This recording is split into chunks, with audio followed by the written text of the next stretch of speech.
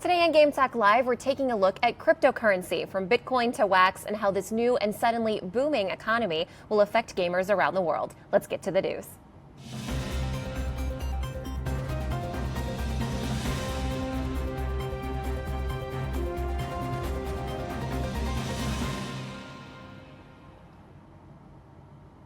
I'm Andy Roman, and welcome to Game Talk Live, where we discuss the biggest video game news of the day, live with help from our Facebook chat audience. Joining me now are three expert guests to discuss these gaming topics and more. First up is Malcolm Cassell, is a CIO of OP Skins and president of the Worldwide Asset Exchange, or WAX.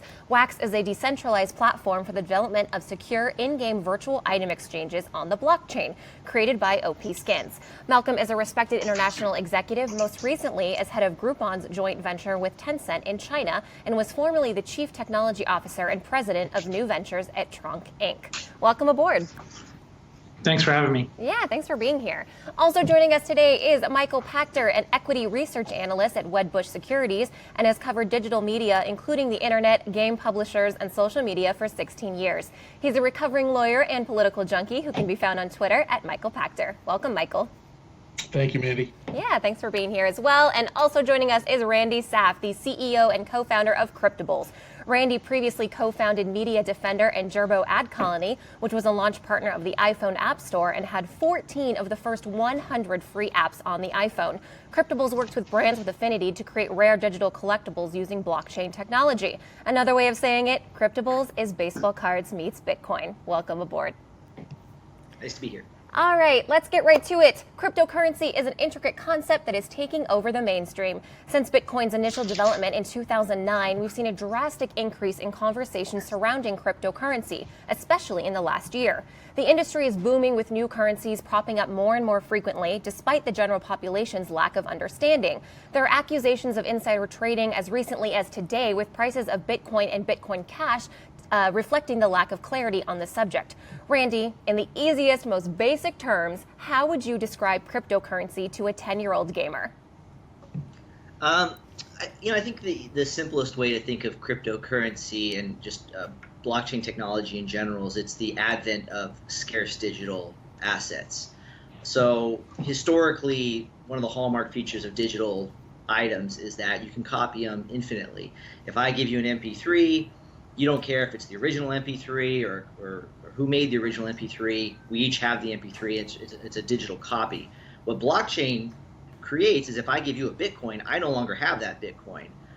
So we have to kind of fight a lot of intuition we have around what it means to be what a digital asset is that's built up over the last 30 years. But the simplest way to understand it is that it's bringing scarcity to digital assets. And what is the blockchain, and how does that work? The blockchain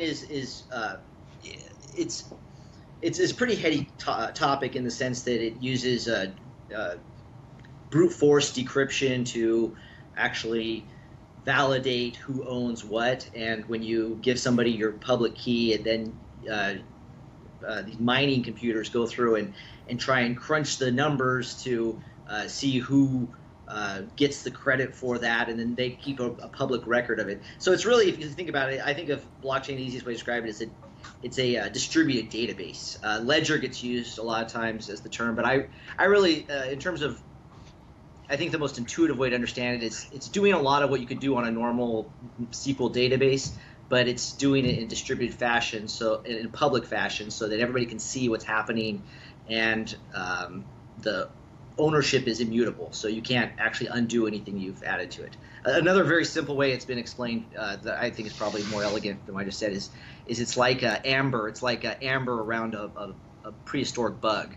Every time a blockchain transaction occurs, it's adding another layer of amber, and the deeper the bug is in the amber, the more sure you are that bug is actually what it was meant to be. Interesting. Malcolm or Michael, do you have anything to add around the definition of either blockchain or cryptocurrency?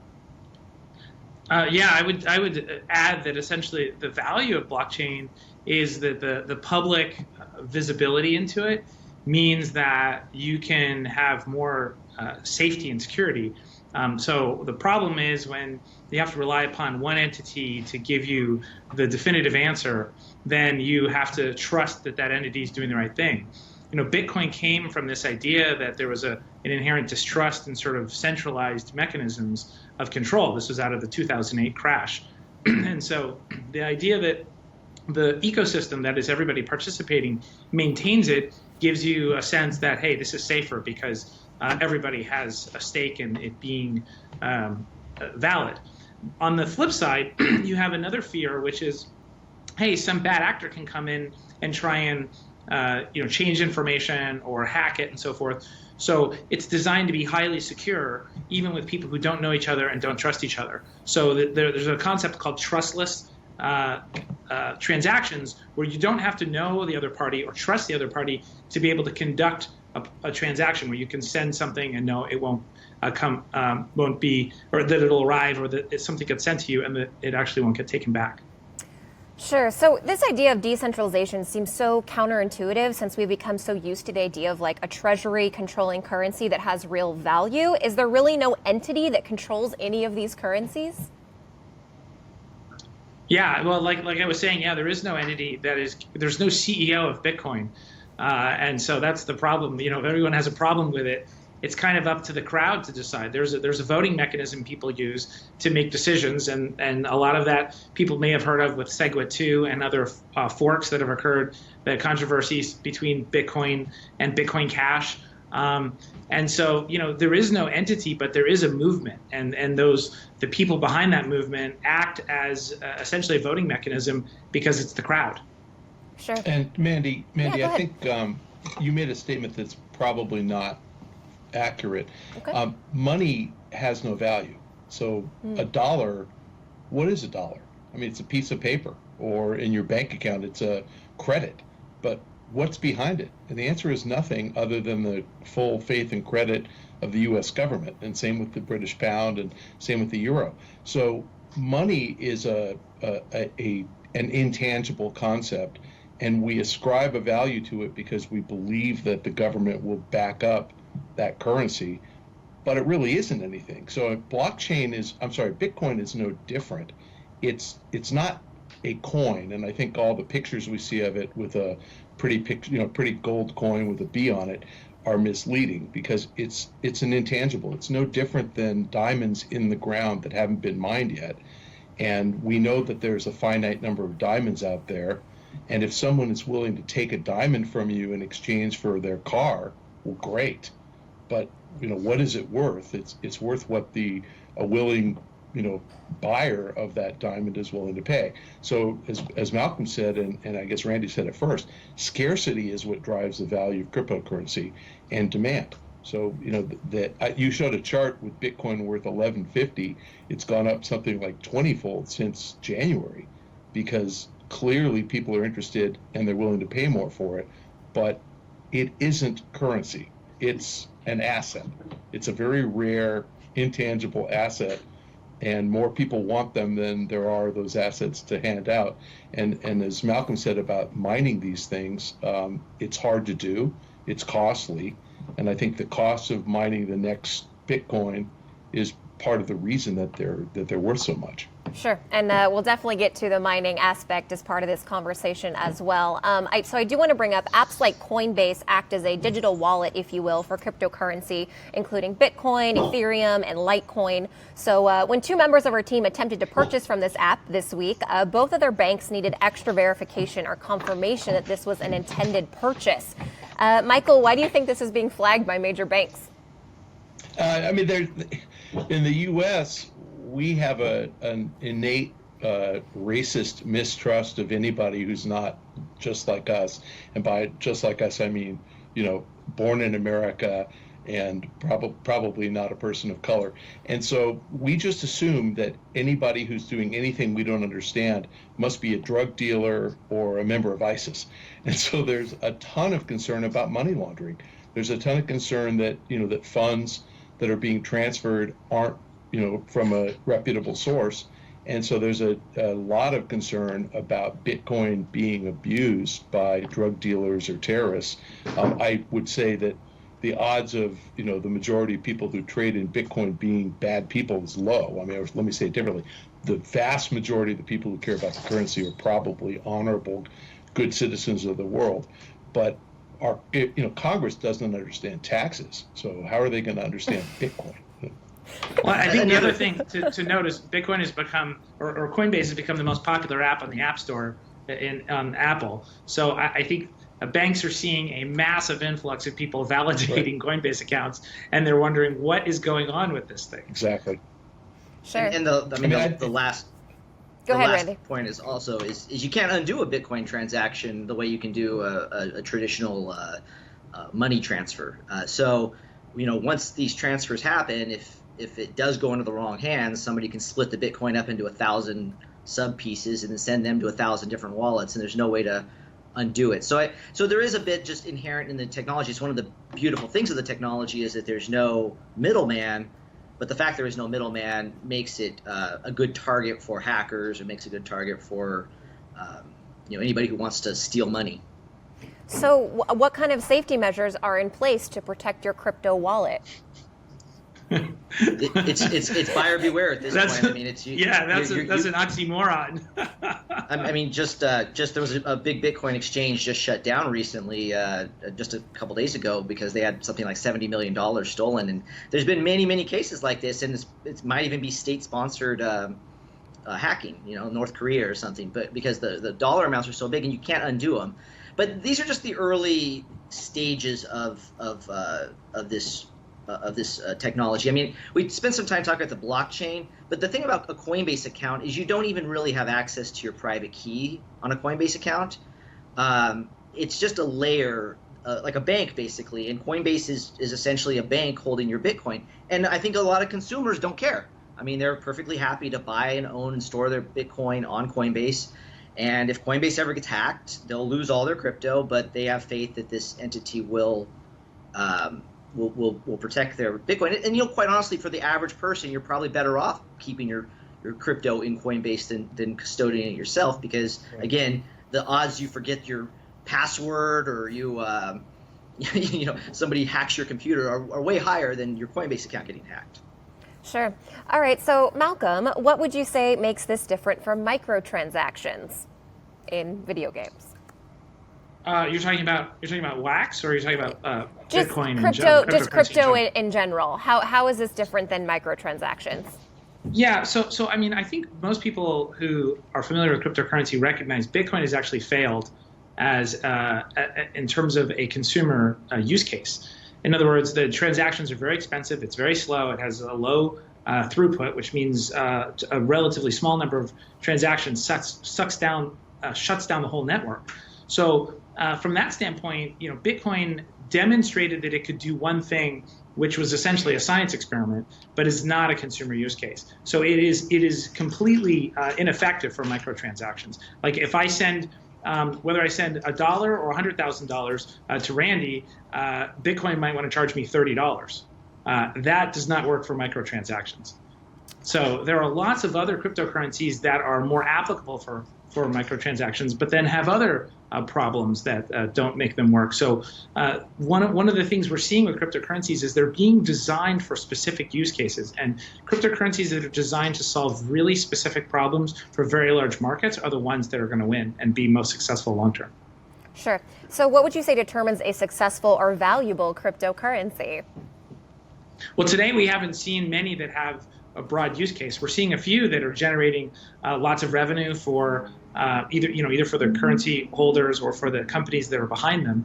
And we see Ripple has obviously a clear use case for enterprise. We're seeing Dash having a clear use case for certain kinds of payments.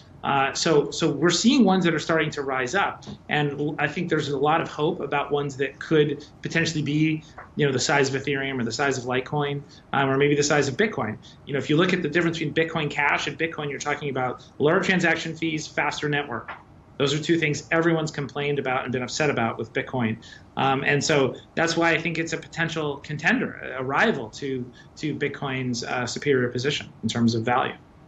And what's to stop someone from? Oh yeah, go ahead, Randy. I agree with that. I mean, I think that the Bitcoin kind of can't get out of its own way right now in terms of consumer use cases, and so there will be a lot of specific uses of crypto, and I think if you really look at the two kind of killer applications of crypto to date, it's been money. The Bitcoin, the original vision of Bitcoin was to be money, and it has a lot of really attractive characteristics if they could figure out the transaction fees and the speed and all that stuff gets settled out. Which again, there's other currencies that are probably going to, there's a fighting chance other currencies like Bitcoin Cash will supplant Bitcoin.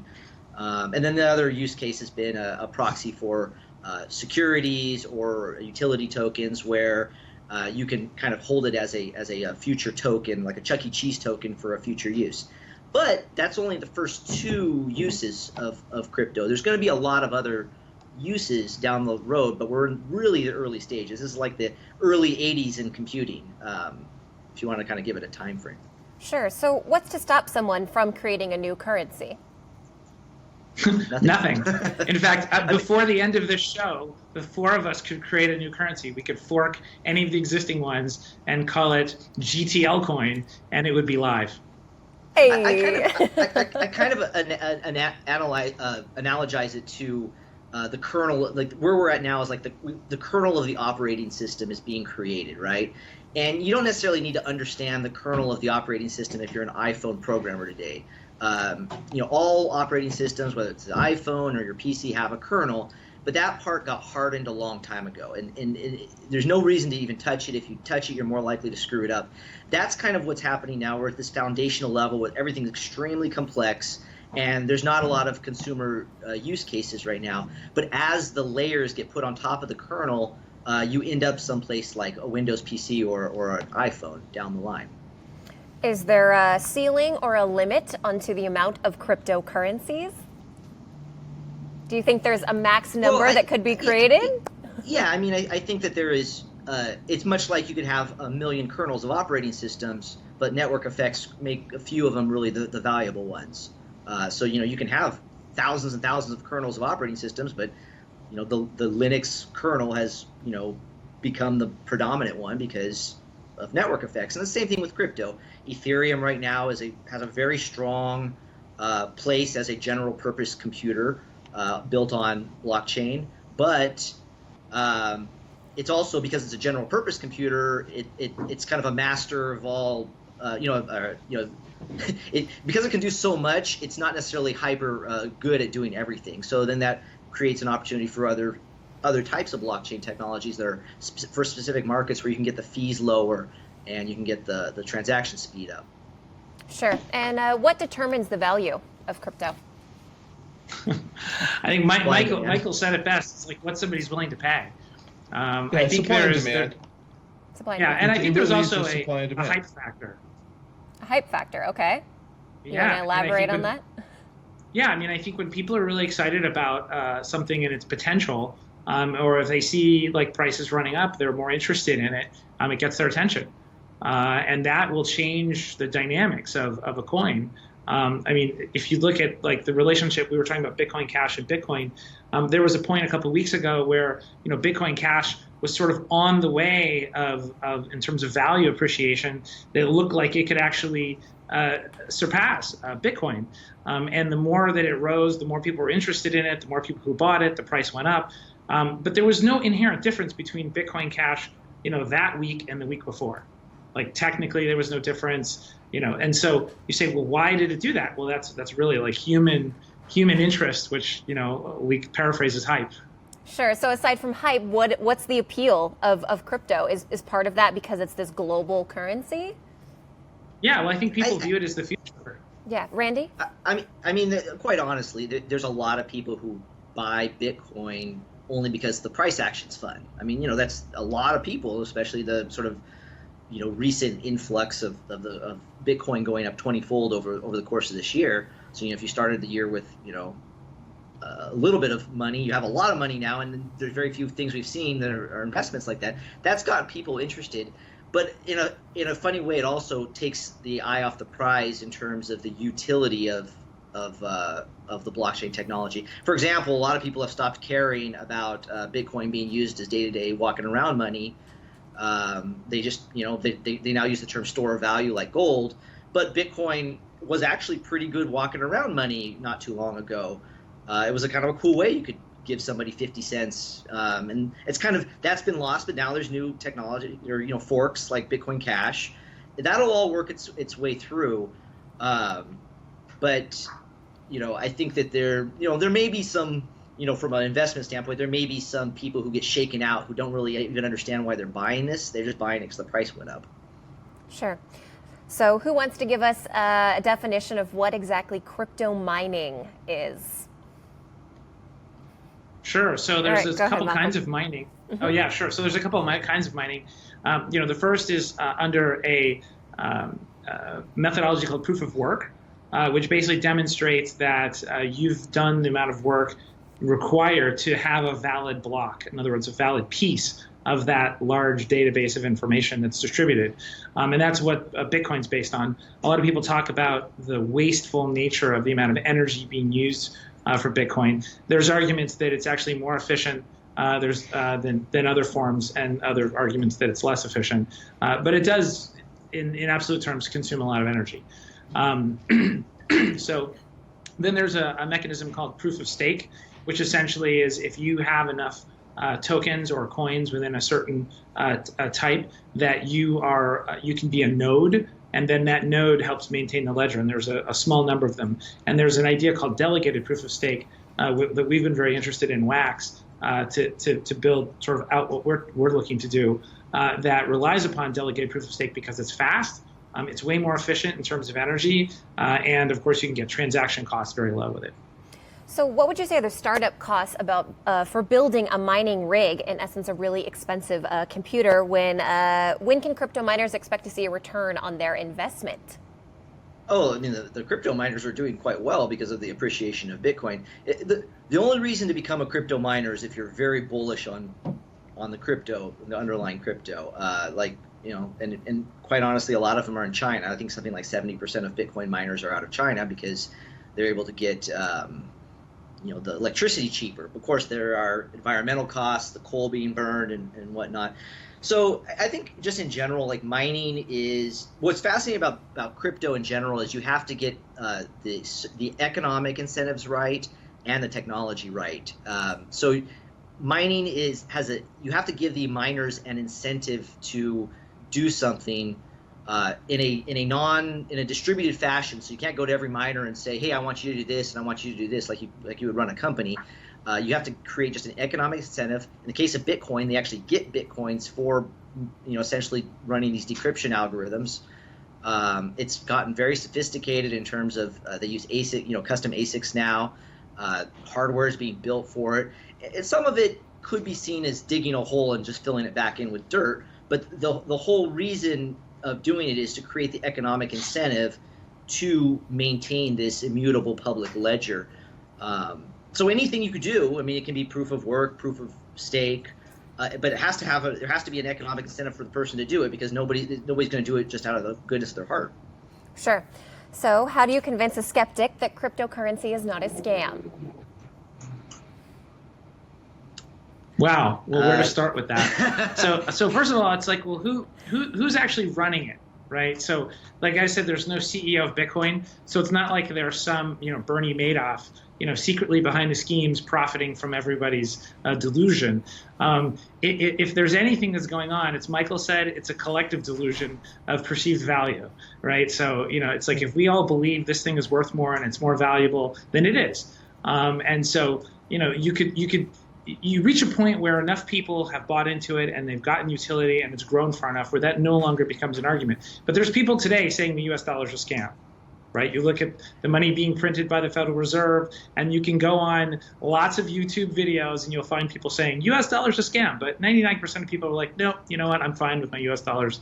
So I don't think the accusation will ever go away. If it hasn't gone away for the U.S. dollar, it's not going to go away for Bitcoin. But I think those words are going to become less and less relevant, and those screams are going to die down when the market cap of cryptocurrency goes from 100 billion at the beginning of the year to 500 billion to $1 trillion to $2 trillion. I think people, and now that you have hundreds of hedge funds, you have it traded as futures on, two major exchanges. I mean, we've passed the point of it being a science project, and it's reached the point of legitimacy. So what are some warning? Go ahead, it, Brandy. Sorry. Inherently, a scam has a an antagonist. It's somebody who's running the scam, and the problem with the crypto space is that there's a lot of scammers in the space. It's inherently, because of the nature of a lot of hot money going around, you're going to attract, boiler rooms and all sorts of scam type things. But inherently, like, there are 21 million Bitcoin. That is a fact. It's just a technological fact. I've actually, even on like CNBC, I've heard people like Jim Cramer say, well, we don't really know how many Bitcoin they have out there. And it's not true. We know how many can be possibly made in the history of the universe. And we know that some are lost. We don't know how many have been lost, probably a lot, maybe half. But it's just a technology. So it's whether or not you buy into the technology, that's a subjective question. Scam is kind of a funny word to use about a technology, right? It's like it can't, either you believe it or you don't, but it's not like somebody can change the rules. It's very transparent, it's just complex. Certainly. And I think that what Randy said is exactly right. There's 21 million Bitcoins, and it was created with a finite number. And yes, we don't know how many have been mined. We don't know how many are lost. That's just like gold. We know that there are billions of tons of gold on the planet. We don't know how much of it is 100 miles down and will never be mined, and how much of it is right below the surface. But based on what we know about gold today, we're willing to say it's worth $1,000 or $1,500 an ounce. And that's because people know it's scarce and they have a use for it, which is jewelry or gold teeth or maybe some industrial use, and they're willing to pay that. But it's only because of the scarcity. You would not wear a gold wedding ring if it was as cheap as tin. I mean, you just wouldn't do it. You would never. It's like wearing, remember the old soda pop can tops, pop tops? You wouldn't wear that as your wedding ring because that was tin and that was cheap. So Bitcoin has a value because we know that it has a finite number of coins. We know it's a scarce resource. And as Malcolm said, as more people get interested in it and there's a frenzy that people want to know about it and are opening Coinbase accounts, there's higher demand. So we know the supply is fixed and demand is growing, and that's what makes price go up, period. So this is a debated topic of why you own a Bitcoin or not. Again, the store of value has kind of become the predominant reason. I think the more people who actually are able to use the crypto for something, whether it be entertainment or utility, then it starts to kind of cross level. Right now, a lot of the people buying Bitcoin are just buying because the price is fun to watch. It's all over the place. It's 20% swings are really exciting. But there's a game that came out. I don't know if you're going to get to this later, but called CryptoKitties on the Ethereum network. We certainly are. Yeah. Yeah, and I think that these types of things, and I think that's again part of the shame about what's happened with Bitcoin is that because people can't just it used to be you would want to get somebody into Bitcoin, you'd send them a buck. You just send them $1, and they're like, they'd get this QR code, and I don't know how to do this, and they'd redeem it, and then they'd send somebody else 50 cents. And that was then you're actually seeing wow, this can actually be used for something. And we've kind of, just because it's decentralized, there is nobody in control, which is the beauty of it. It's what gives it its value. It also is it's also made the progress a little bumpy over the last couple years. And I think as soon as we start getting some of these ICOs start getting their actual products out, there actually is some consumer use cases. People are using the crypto for things more than just holding a store of value, which again that's cool, but it's not that doesn't resonate with your average consumer. If the price started going down, then it's not a store of value anymore. But if people are using it for buying stuff like CryptoKitties, then yeah. And I think more consumers will start saying, now I see why I'm doing this. This is why it matters. It's not held by a central company. So let's bring it back to gamers for a second. You brought up CryptoKitties. So how is cryptocurrency different from any in-game currency? For example, say gold in World of Warcraft. Well, gold in World of Warcraft is a centrally controlled mechanism. There's no ecosystem. There's no use of it outside of the game itself. It serves a specific function inside the game.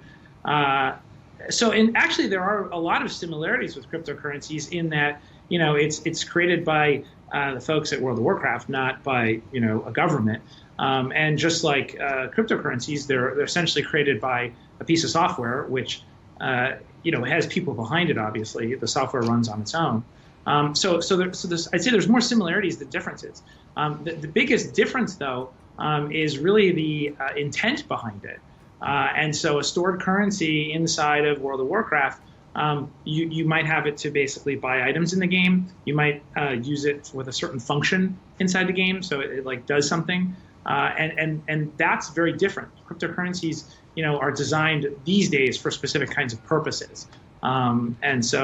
I would say that for digital currencies, World of Warcraft Gold was probably one of the first good examples of that, besides like flues and beans way back in .com 1.0, which were sort of the first attempts at this. Yeah. Michael, do you have anything you wanted to add?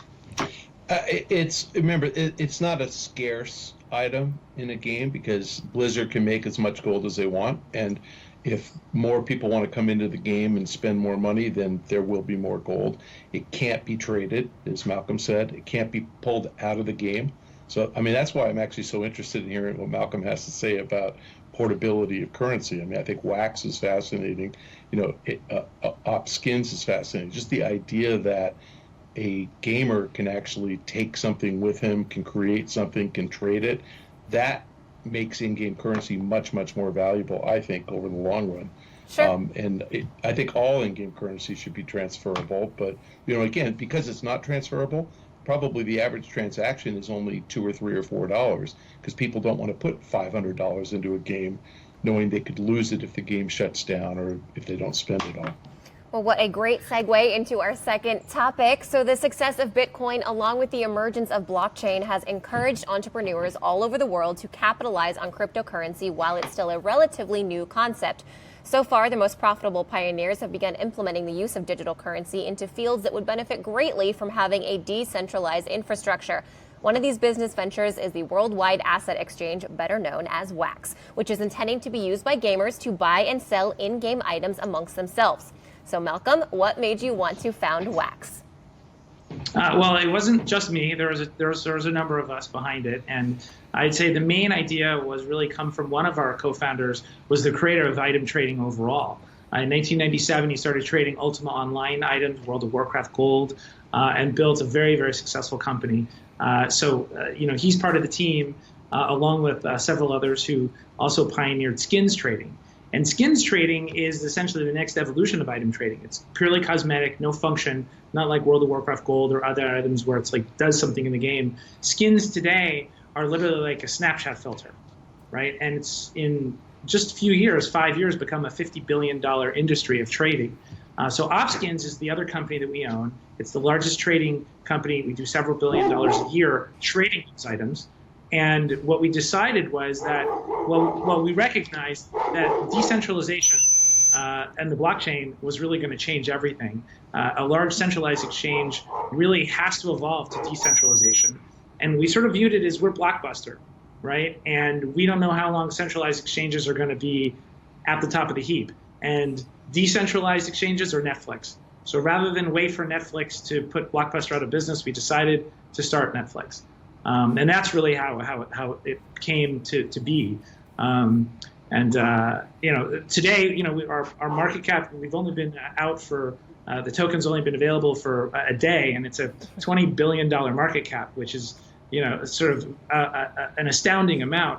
But I think that goes to support the idea of just how much people believe that the future of gaming is based on decentralization. Would you say, is WAX bringing anything new to the cryptocurrency table? Oh, yeah. I mean, we've spent a lot of time, we're crypto nerds for many years, and we understand the problems with Bitcoin. We've invested and founded many other companies. We were in the first ICOs, the first Ethereum pre-ICO, in Mastercoin, the first ICO ever. So we've been very, very tied to this idea of intelligence and currency brought together. One of the things missing in cryptocurrency is that mass consumer use case. And when you do small transactions cross-border between hundreds of millions of times, or hundreds of millions of people who are trading, there's over 400 million gamers who are playing these PC games, that's where cryptocurrency really shines. It's impossible to take 5 cents from US dollars to Japanese yen to reais in Brazil and retain any value. Between currency conversion and fees, it's all gone. So, but if I want to trade 5 cents of value, an item that's worth 5 cents, between myself and Randy using Wax, it costs us virtually nothing. And we can do that. And we can do that over and over and over and over and over. And so if you do that with the low cost and you have high speed, and there's other mechanisms in trading like escrow functions and guilds, which allow different asset classes. When you put all those functions together, it radically transforms item trading. We believe item trading is the new gold rush for the gaming ecosystem. We can talk about what's trading and what's not trading and why and wherefore, but I think that's probably gives an answer to your question. Most definitely. Yeah, go ahead, Randy. I think one thing, to kind of go back to your last question as well, is that crypto kind of brings elements of the physical world to digital, right? Because, if you own something physically, nobody tells you what you can do or can't do with it. When you own something digitally, you really usually own a license. You don't even own something. You have a license to use the software. And that's a historical accident almost, because Microsoft, 30 years ago would give businesses a license to use Windows, and then the game companies took that on. So when you have your item in a game, you don't really own it. And with blockchain technology and technology like Wax, you actually own it. Now, why is that important? Because you can, much like owning anything, you can sell it. Again, nobody questions, being able to sell your car or your Barbie doll that's, from when you were a kid. If somebody said, hey, you just have a license to use this Barbie doll, but you can't cut off her hair or you can't sell her on eBay, you'd say, that's crazy. I can do whatever I want. It's my Barbie doll. For whatever reason, because of this historical accident of licensing software, you don't really own your stuff. And I think that there's going to be it's going to be a consumer diffusion issue. I don't know how long it's going to take, but I think over some period of time, consumers are going to demand to own items in their video games. Because if you're working on grinding away, in a lot of ways, when you're grinding away in World of Warcraft, that's like mining. It's a proof of work. You're creating value through application of your time. Then if you have that, you should be able to sell it. But Blizzard, I don't mean to pick on them, but Blizzard, whoever, could just at any time change the rules, change the supply, tell you can't sell it, disable your account. I think the distinction there, though, and it's a legal one, but the distinction is that if you actually create something in a game, you have a claim that perhaps you own it, and that's kind of Valve Games with allowing user mods and user-generated content. If you are merely harvesting something that Blizzard created, so a particular outfit in Overwatch, they created that. And so it's very hard for them to allow you to own it, and they want to sell those outfits. So whether you harvest it or you purchase it in their cosmetic, it's their creation. And I'd say it's similar to that Barbie doll that you have. If you buy an outfit from Mattel to put your Barbie doll in, you can't then go take that outfit and replicate it. Go to a tiny seamstress and have a whole bunch of little Barbie doll outfits made and then sell them. You own that particular outfit. You can't take your Oakley sunglasses and have them knocked off in China and have them look exactly the same. I agree 100%. So that's why. I mean, it's and if you create it, I think you have an argument, though. That's where the blockchain comes in, and is you can't duplicate the item, because if it's being transferred via blockchain, the blockchain is the certificate of authenticity. You can make a forgery of it, and you can call that illegal. Right. But what I'm saying is the blockchain creates characteristics of physical collectibles, physical assets out of digital assets. Again, skins is a great example. I mean, you didn't create the skin, but you should still be able to own it, and if it goes up in value, you should be able to sell it. And I think that, again, you haven't been able to, just because if you're a company, why wouldn't you rather? I mean, I'm sure Mattel would rather license Barbies than sell them, but consumers wouldn't tolerate that. Consumers don't really have any concept of owning digital. Like, we don't think of digital. This brings us to those two morons in Hawaii, the two legislators in Hawaii, who are proposing legislating against Star Wars Battlefront 2 because the loot boxes in Star Wars occasionally contain valuable items. And these idiot legislators have concluded that because you're spending money on a loot box and you have a chance of winning something that's rare, that's gambling. So they want to outlaw all loot boxes to anybody under 21. And the reason that they will fail is because if you win something in a loot box, you can't sell it. So that's why I'm so interested in what Malcolm has to say, because if Malcolm creates an exchange where I can sell that item that I find in Star Wars, and then I go and spend all my money to get the rare item and I actually monetize it, then it might be gambling. And we how's might that have a different from baseball problem. card?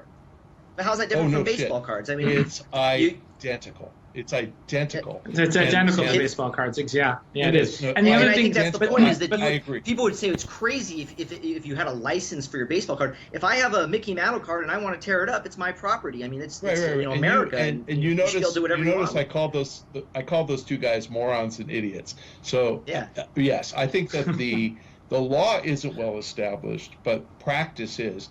And since I'm the only one of the three of us or four of us who's old enough to actually have gotten a Mickey Mantle baseball card when he was still playing, it wasn't that valuable when I got it. It was probably worth $10. It's the fact that I still have it. I actually have a Koufax card that I know is worth a ton. But they have more value now because of us old guys who have nostalgia for that stuff. But agreed. I mean, I agreed. There is value. It is absolutely wagering. It's just not gambling in the pure sense any more than the office basketball pool is gambling. Every state allows people betting modest amounts, $1 or $2 on the office basketball pool. They don't crack down and call that organized gambling.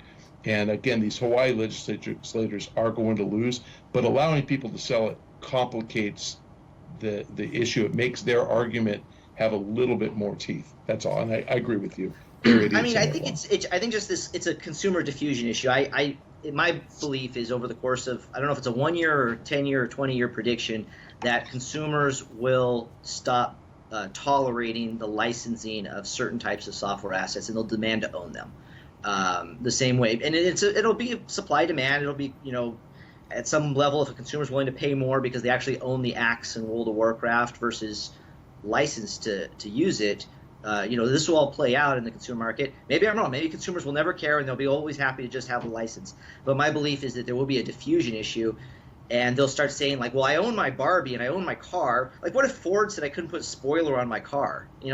Ford just comes out, they say, I don't think it looks good with spoilers. And the DMV does give you limits to what you can do. So there is somebody telling you what you can do with your car. There's always going to be somebody, but it's generally, okay, but, can't put rims on my car or something, right? At some level, if you own it, you should be able to chop it up for parts. You should be able to improve it. If you improve it and you do a beautiful job improving it, you should be able to sell it. And if you just hold on to it and it goes up in value or goes down in value, you should be able to sell it. And I think these are the types of physical things that are very intuitive in the physical realm. I mean, nobody even blinks an eye at these. Those types of physical intuitions will bleed over to the digital world and blockchain is the crucial technology because the reason we have this bad intuition. I want to tell an anecdote which is off topic on cryptocurrency, but right on topic on user generated. World of Tanks had their world championship, and the team that won had some guy, and I think he was Samoan or something, but he was the best tank player in the world, and he had this custom tank that was just invincible. And they went to the World of Tanks people, Wargaming, went to this player and said, we want to sell copies of your tank for $150, and we'll give you $50 per tank that we sell, but you have to kind of tell the story on YouTube about how you created it, or on Twitch, how you created it and what went into it. And apparently they sold 2,000 of them in the first hour. And so this guy made, I can't even do the math, $100,000 in an hour because he created this really cool tank. And they took 2/3 of the money, so they were super happy. And then they're advertising that to their other players, like, hey, create content and we'll sell it. So I think that's the happy medium, and it doesn't take advantage of cryptocurrency, but it does encourage gamers to create things in games if they can exploit them and make money. Well, the model. Yeah, Sorry. I don't want to derail too far, Sorry. guys. I would love to learn more about OpSkins and Wax. So, Malcolm, specifically, what are the logistics of converting the sales of in-game items that gamers don't actually own to this immutable currency? Yeah, so the thing is that what has value for me, right, may have value for someone else. So if Michael says to me, hey, I really like that particular item that you have, and he wants it, right, then when I transfer that item to Michael through Wax or OpSkins today, then I benefit, right? So I spent time, energy, money to acquire the item that I have, and it's essentially a way for me to recoup some of that. And of course, there are items that go for a lot. I think our most expensive item is like $40,000 for a Dragon Lore. But typically items don't trade for that much, but those do happen. Those are equivalent of unicorns in the skins world. But the point is that when Michael is paying for his item, he might show up with US dollars, or he might show up with his PayPal account, or however he wants to do that. And the thing is me as the recipient, we will essentially allow people to receive Wax. They can, of course, receive Bitcoin. They can, of course, receive US dollars, euros, or some other payment mechanism. But Wax will be the least expensive way for them to get paid. And being price sensitive, as most of us are, if I pay little to no fees receiving Wax and I pay really high fees to get US dollars, I'm more likely to use Wax. Wax cryptocurrency allows us to do that because of the way it's designed, so it can do it more cheaply and, of course, quickly and so forth. So why would I go to OpSkins and not just buy directly from the CSGO or, say, Dota 2 official shops? Well, that's where these items all originate. We're the secondary market. We do not do primary sales. So it's like, think of it as like a new car dealer and a used car dealer. So you got to go to Mercedes or you got to go to Honda if you want your new car. But when you want a used car, well, you're going to show up on the used car lot. We just happen to be the biggest in the world. And we've got lots of inventory. The prices are good. Items sell really fast. So if you're a seller, it's really great. If you're a buyer, it's really great because you have lots of choice and good prices. So how does Valve feel about this, or how does Daybreak feel if you're selling H1Z1 items, or Bluehole because you're selling PUBG items? Aren't they kind of upset they don't get a cut? Well, I think that the main value here is that when you have a healthy resale market, it puts a floor in people's minds. Like if you go to a car dealership and you have two new cars and one has zero resale value, right? You can't trade it, can't sell it, can't do anything with it. And one has 80% resale value. Which item are you more interested in? The 80 resale value. Right. Well, so the secondary market serves a really powerful mechanism to create a value in people's minds. In the back of their heads, they're like, I'm going to spend all this time and energy and resource to acquire these items. I know in the back of my head, if I'm tired of them or I want to go and I want to play a different game, I can sell them and I can take my Wax and I can go use it and buy other items in a game. So that's really the mechanism, because gamers tend to like more than one game, and they have items they acquire and they want to take that value and use it somewhere else. So Kevin in chat asks, to which extent can or will OpSkins assure that the public will decide the price of Wax and that they won't manipulate the price? Well, we don't have anything to do with the price of Wax. What we do is we're a technology company. So we provide the technology for people to use. There are people who trade it on exchanges and so forth. That's not what we do. We focus on software. Certainly. And this kind of feels like how GameStop, sells used games, and devs kind of have an issue with them making additional profits off their titles. Would you say it's similar? Well, it's really interesting. There's one of our advisors, Brian Fargo, is doing a really exciting project. They've partnered with a lot of the game companies, and they're actually creating a secondary market for trading those items, and the game companies get to participate in it using blockchain. It's a really, really exciting project. You'll probably hear about it soon. Brian's been a great advisor of ours, and of course a luminary in the game industry. But I think that exact issue of people being upset, the publishers, about GameStop, that world is about to go through massive disruption. Certainly. All right, let's get to our final topic of the day. Games built upon blockchain technology are increasing in popularity and revenue. Games like CryptoKitties, like we mentioned earlier in the show, have accumulated a massive user base in a short amount of time. And whenever this happens, game developers are usually quick to pay attention. With some gamers up in arms over the recent microtransaction debate, it seems we may be ready for the idea of true ownership in video games. So, Randy, you've had an amazing career and have been often been on the ground floor of the next big thing. Is blockchain the next big platform for gaming? Yeah, I mean, I think it has two big rules. One, I think consumers, like I said before, will start demanding true ownership of some of their digital items in games. And again, I don't know what the time frame is, and if it'll be all digital items, but I believe that things like their skins of their acts in World of Warcraft, that type of stuff that they're working for, they're going to start to demand ownership. The other side of it is games that are built ground up around the idea of blockchain technology, like CryptoKitties. CryptoKitties is essentially a breeding game. It's a very simple game, very simple mechanic.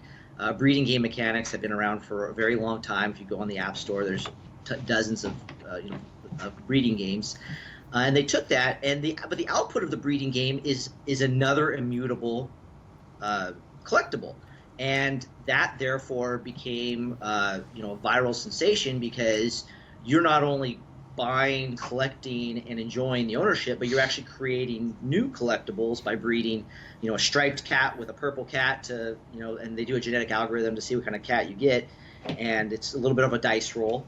That's all fun. Those are all fun mechanics that people enjoy in fish breeding games and frog breeding games. And what's been kind of amazing is because they built it from the ground up, crypto first, the assets that are being produced have therefore another resale value.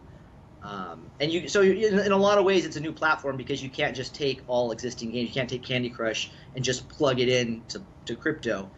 In the early days of the iPhone, we used this term mobile first because the first generation of iPhone games were essentially flash games that you would try and jam into an iPhone screen, and usually they were mouse games or games that you'd use a joystick or a thumb pad with. And those turned out to not be very good games because they weren't mobile first. Well, I think that there will be a whole generation of crypto first games that will come out of this. Sure. So microtransactions. Oh yeah, go ahead. Yeah, I was just saying, we've been really excited about CryptoKitties. We actually enabled trading of CryptoKitties, and there's a beta live on our site now where people can actually buy and sell them. I saw that this morning. Yeah, congrats, Malcolm. Yeah, one of the problems with CryptoKitties is that it was really launched on the Ethereum blockchain, and most of us, being Ethereum users or holders, were really not happy that the CryptoKitties pretty much clogged the entire network. And so, of course, I was also happy some people in our team could not trade CryptoKitties anymore because it was kind of addictive. Maybe you wanted them to stop and get back to work. But the main idea was we essentially moved those kitties from the Ethereum blockchain onto Opskins, basically our own private databases. You can trade them back and forth just like you can skins for CSGO or PUBG, and then you can move them back out when you're done later. So we've enabled CryptoKitties to trade really fast with really, it's advantageous because you can just click and buy in one button push, and you can use US dollars, you can use your credit card, whereas right now the way CryptoKitties is designed, you have to have Ethereum to get in and use it. Sure. So microtransactions have been an extremely hot topic this year, with developers borderline exploiting their customers to spend real money for items that they don't truly own. If blockchain is integrated into more titles in the future, is this problem going to get worse because these in-game items will have an actual value, or do you think it will ease the situation? I think that they will find fun uses of blockchain, the game developers, because it adds a whole other element to the game dynamic when you can create another asset and then you can actually take it out and sell it. So I don't know that it's necessarily, certainly, there will be game developers who think of ways to, have more pinch points to get people to spend more microtransactions because they're building up their crypto to sell it. But I think it's all going to be toward the end of trying to make a fun experience for consumers. Sure. Michael, do you have any thoughts around that? I think Randy said something about mobile first that was the mantra back in 2007. There's going to be a game developer who lives the phrase, gamer first, and gives gamers exactly what they want. And if there's demand for blockchain technology in games, if there's demand for exchanges of user-generated content, and a developer gives the gamer that, the game's going to be immensely successful, and the developer's going to make a ton of money because he's going to have a ton of really happy users. And I just think you'll see emulation. So there's going to be a first, winner in this, just like PUBG kind of brought back Battle Royale, and now you're starting to see Fortnite copy that, and I expect Call of Duty will do it shortly. There'll be a winner in this, and when somebody makes a ton of money giving users the ability to create content and trade and sell and perhaps use blockchain or cryptocurrency to do so, then I think everybody's going to fall right in line. So if gamers want this, it's going to happen. It sounds like this decentralized system takes some of the power away from devs and actually puts it into the hands of players, as you guys are saying. Is it possible for developers, publishers to find a way to exploit the system, or is blockchain non-exploitable in its design? I think the complex part for game designers is that you can't change the rules if you make a blockchain first game. So that's part of, but also I think that makes it fun for the players. A lot of games, like a Candy Crush, for example, will tune its economy to maximize its revenue over time. With CryptoKitties, they did a pretty good job of setting out the rules, and they can't really change it for good or bad. And in some ways, they're probably going to have some bumps along the road in terms of their economy could fizzle, or they might reach a kind of a plateau point where consumers aren't interested in the game anymore. But I think that's just a new challenge for game designers to try and design the entire experience, the entire lifetime of the game, day one. But again, that's what gives these things value outside the game. If Niantic can make 50,000 more Pikachus, then the Pikachu never really has any true value. I mean, it's entertaining, but it doesn't have any true value. If you know that if Niantic made Pokemon Go, and they only said there was going to be 10,000 or even 10 million Pikachus, and you could sell them, who knows what those could be worth? They could be worth more than the game is generating in revenue. That's one way to get me to re-download. I actually don't agree. I mean, I feel like that the rules around these games, just because the information that's output of the game mechanic is on the blockchain, doesn't mean the rules and the mechanics can't be adjusted.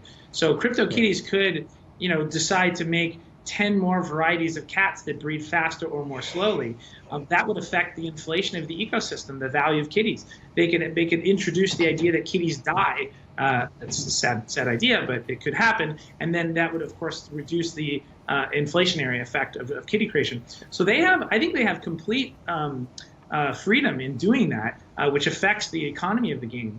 I think what we're talking about are two distinct ideas. One, which is that you can see what's happening and the result of it on the blockchain, and where they're using the blockchain essentially as the database to record that information. But I think the mechanics of the game and the economy of the game is still 100% up to the publisher. Yes, but you could design a game. CryptoKitties has. I'm not going to get into the weeds of what CryptoKitties you can do or can't do with them. But you could design a game where all the rules are immutable from day one, and you can't change it. It just depends. You could design a game that's 90% on a database and only has 10% blockchain components to it. The point is that the stuff that you can create a situation where the game can't be changed over time, and that's a new fun dynamic for a player to know that these are the rules. There's going to be 10 million Pikachus, and that's been immutably set in the blockchain, and it creates a new dynamic to a game that has never existed before. Sure. All right, guys, we are coming to the end of our show, but before we wrap up, I do want to announce the winner of today's Game Talk Loot, and the winner is Kevin Mahoney for his multiple comments on cryptocurrency and mining. You must send us a message so we can send you your $10 gaming gift card. Reach out to us by the end of today, and we'll hook you up. Remember to comment along with us during the live show for your chance to win a gift card to your favorite gaming eShop. Now, of course, I want to thank all of our viewers and our guests for being here. Tell us your final thoughts and where people can find you on social media, starting with Malcolm. Well, the best is at Malcolm Cassell on Twitter, and you can also check us out at wax.io. Any final thoughts around cryptocurrency or Wax? Yeah, well, we're really excited. The market is demonstrated its just ongoing desire for innovation. So we want to hear from you. We'd love to work with folks who are interested in item trading, love skins. We have lots of fun things going on with CryptoKitties, as I announced, and of course, lots of our other core games like CSGO and PUBG. Wonderful, thank you. All right, Michael, your final thoughts and where people can find you online. Like any investment, tread carefully before you invest in Bitcoin or Ethereum or Litecoin or any other. Do your homework. It is complicated stuff, and both the other guests said it fluctuates 20% a week. So don't mortgage your house to buy a Bitcoin. You can actually lose your house. It's really not a good idea. I'm at Michael Pachter on Twitter. You have to put up with my occasional libtard rants. I'm a Democrat and proud of it. So if you can't take liberals posting on Twitter, please don't follow me. All right, thank you, Michael. All right, Randy, your final thoughts on crypto and where people can find you online. Yeah, you can find me at Randy Saff. We're working on our Cryptables project, which is essentially bringing brands with affinity to blockchain collectibles, adding digital scarcity to fandom. So, certainly follow Cryptables. Look, in 2018, we'll be coming to market with some major sports brands, some major entertainment brands where, much like CryptoKitties, but with actual brands with affinity that consumers, your average consumer, will hopefully be interested in. Wonderful. All right. Thank you to everyone who watched, commented, and shared the show. I'm Mandy Roman. Don't forget to like our Facebook page and watch Game Talk Live every Monday, Wednesday, and Friday at 2 p.m. Pacific Time. Happy holidays, everybody.